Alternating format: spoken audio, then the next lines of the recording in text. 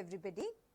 Today we are going to look at a few questions based on idioms and phrases that appeared in the SSC CGL 2024 Tier 1 exam.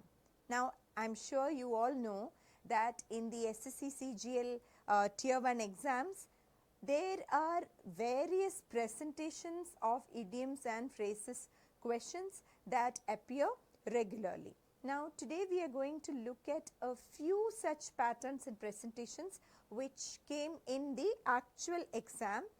Please remember, the presentation and pattern does not matter as long as you are familiar with the idioms, and we give you a lot of practice here on idioms and phrases. So if you are familiar with a particular idiom, then whether they ask you the question as fill in the blanks or just a bare idiom, that is they give you the idiom and ask you what is the meaning, the actual presentation does not matter. Before we look at the questions, we have a little reminder for you. Do not forget to subscribe to our YouTube channel, Time for Bank Exams, for more such useful videos in all subject areas. Shall we start? Okay.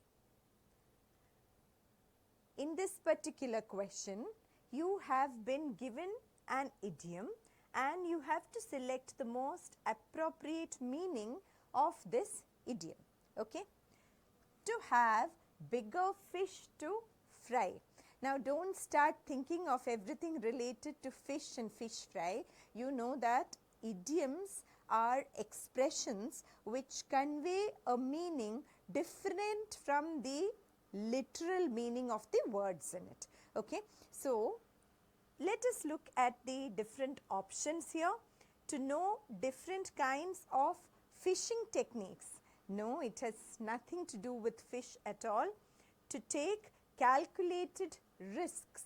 Calculated risks means a risk that is well thought of, well considered. No, it is not to do with risk taking. To have bigger things to take care of than the menial tasks at hand. Menial means trivial, not very important, silly, etc. Okay, so this is the meaning of the expression to have bigger fish to fry. Let us look at the other option too, and then we come back to this. To have an interest in cooking.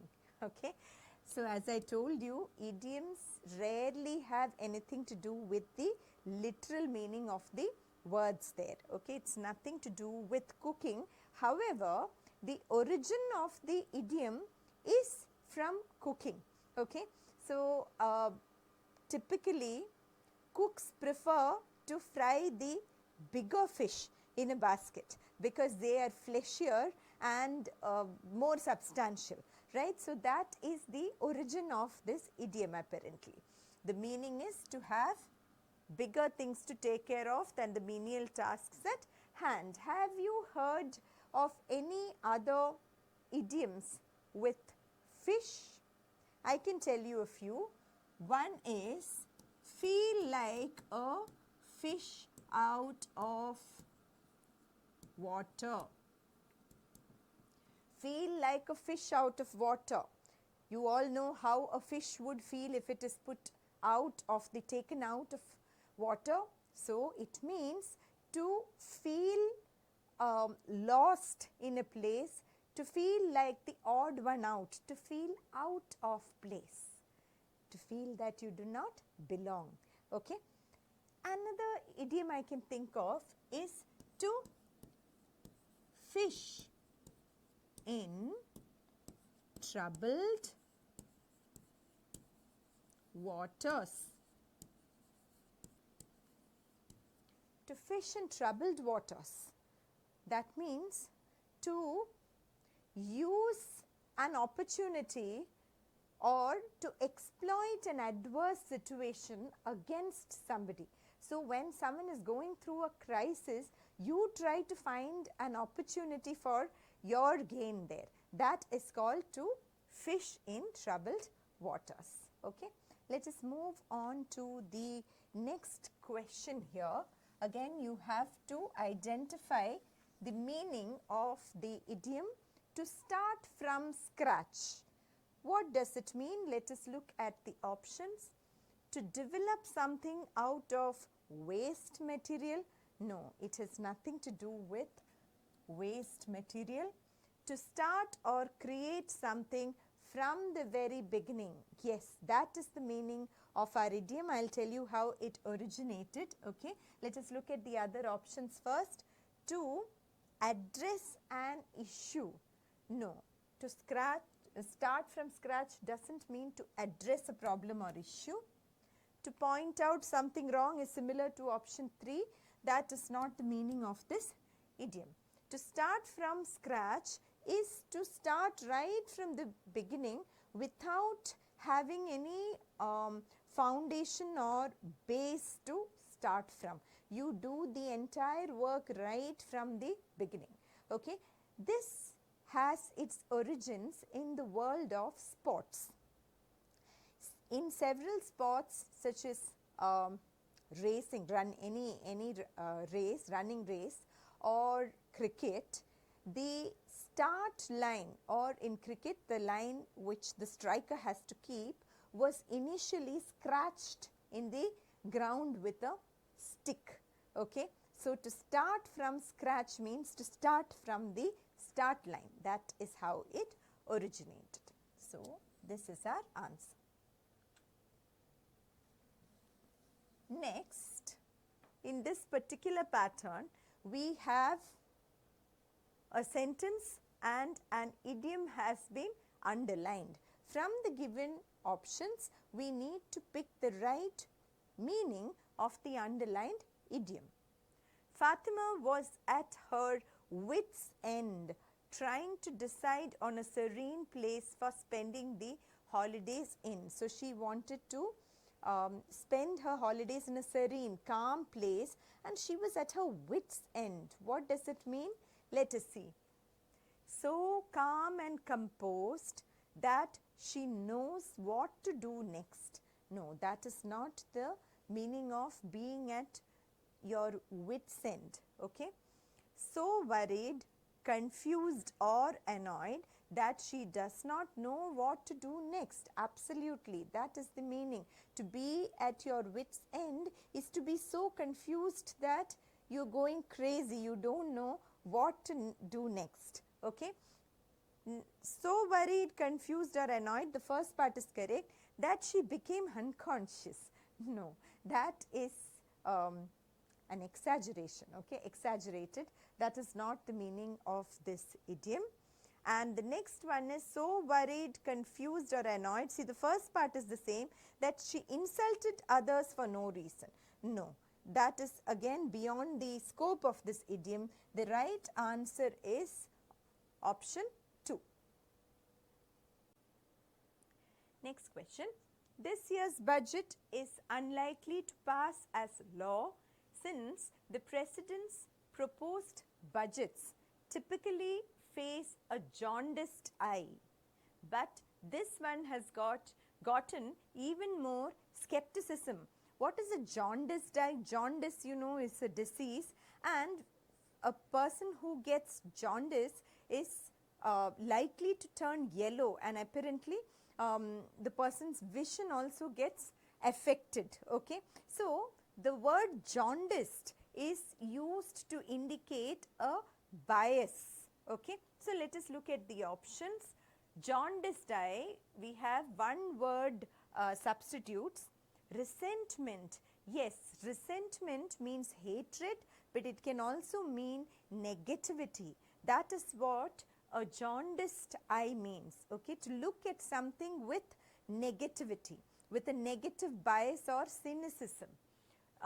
You have the word skepticism here, which should give you a hint. Skepticism means doubt.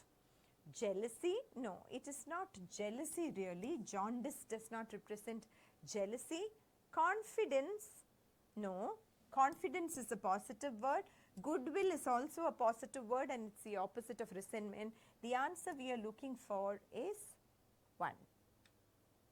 Next, you have to select the meaning of the phrase in bold. Your so-called friend has cooked your goose. Okay? To cook your goose, let us look at the meanings. To interfere with, disrupt or ruin something for someone. Yes, that is the meaning. Okay? To cook one's goose is to spoil the situation, to spoil one's efforts. Okay, so this is the meaning. To spend a lot of work or a wide range of, on a wide range of things, no, that is not the meaning. To complete a lot of work or a wide range of things, no. When something develops completely and reaches maturity, when a child becomes an adult, that is not the meaning of cook your goose. To cook your goose is to spoil something, hence one is the answer. Any other expression with goose? A wild goose chase. A wild goose chase means an effort which is futile, following something or trying to do something that is not likely to yield results. Okay, that is wild goose chase. Next, Sejal visits the nearby temple off and on. So you have to find out the meaning of off and on. You must be familiar with this. We can also say now and then. The meaning is not continuously, not constantly, not regularly, but periodically or once in a while. Okay, sporadically. Now select the most appropriate option that has the same meaning as the italicized segment. Okay, so basically you have the idiom in italics and you need to find the definition of the idiom from the options below. Let us see. His illness became a blessing in disguise. You may have heard this when he married his nurse. So he was ill, but then finally he got to marry his nurse. So you can guess the meaning from this. Let us see. When someone finds it difficult to choose between two alternatives, there are no two alternatives in the given situation here. Deal with the problem if and when it comes. But then what about marrying his nurse? An apparent misfortune, his illness, that eventually has good results. His illness finally gave him the opportunity to marry his nurse. Okay? To present a counter argument, no. The answer is option 3. Instead of confusing others, let us call a spade in front of the audience. To call a spade means to speak truthfully even when the truth may be unpleasant. Okay? To say it as it is. To say it as it is, or to speak straight from the shoulder. Straight off the shoulder or straight from the shoulder. These are all expressions which mean to speak out the truth even when it may be unpleasant. Next, okay, select the appropriate option, the idiom, to substitute the underlined segment. The underlined segment has the explanation for the idiom. Okay. Raju's job as a clerk seemed to be bad at first because of the low salary, but resulted in something good happening later because it saved him from being unemployed. We just discussed this idiom, a blessing in disguise. And since we discussed it, we can easily pick the answer, a blessing in disguise. A boon in disguise would mean the same, but the idiom is a blessing in disguise. A jolt is something negative. A gift in disguise could also mean the same thing. But an idiom is something which uses a particular set of words. Okay. Next, to tell others secret information only for enjoyment is not a good practice. To share secret information with others. Spill the cat. Is it? No, but we will come back to that later. Spill the beans. Yes, spill the beans means to reveal confidential information, to share a secret with others. Okay. Spill the onions, no. Spill the words, no. Spill the beans. Why did we say we'll come back to the cat? Because to spill the beans means to let the cat out of the bag. You may have heard this expression. It also means the same, okay, to reveal a secret. Next, this is a direct question. Which of the following idioms means to steal from a shop? To steal from a shop means shoplifting. Okay, let us see. Black sheep. What does black sheep mean? Black sheep means the odd one out, or somebody who is disgraceful, okay, who is a disgrace to a group, black sheep of the family, of the class, etc. Green thumb refers to a knack for gardening. Okay, so someone with a green thumb is very good at gardening. Golden opportunity, you know, a wonderful opportunity. 5-finger discount. 5-finger discount is actually a very new idiom. It originated just a few decades ago. It means to steal, probably because you grab something with your 5 fingers quickly without paying. Okay, shoplifting or stealing from a shop, 5-finger discount. Which of the following means wishing good luck? To sit on a fence. To sit on a fence means to be undecided, okay, between two options. To break an arm doesn't mean anything. To break the ice is when you meet someone for the first time, you say something to make them little comfortable, right? You take that initiative to make them comfortable. That is called to break the ice. To break a leg. So, when you want to wish someone good luck, you say, okay, go ahead and break a leg, means all the best, do a wonderful job. Okay, break a leg has an interesting origin. In earlier days, when actors or musicians performed on the stage, and when the audience really loved their performance, they would thump on the feet, on the floor, ground with their feet. Okay, so that is the origin of break a leg. Next, you have various idioms here, and you need to fill in the blanks with the right idiom. I am dash about whether to accept the job offer or continue freelancing. Both options have their advantages. We discussed this one.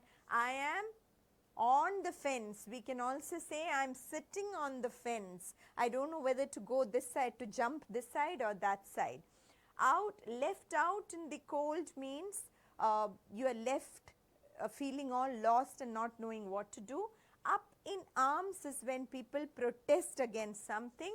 Cutting corners is to save money or to reduce your expenses, usually by making a compromise on quality. Okay, so the answer is sitting on the fence or on the fence.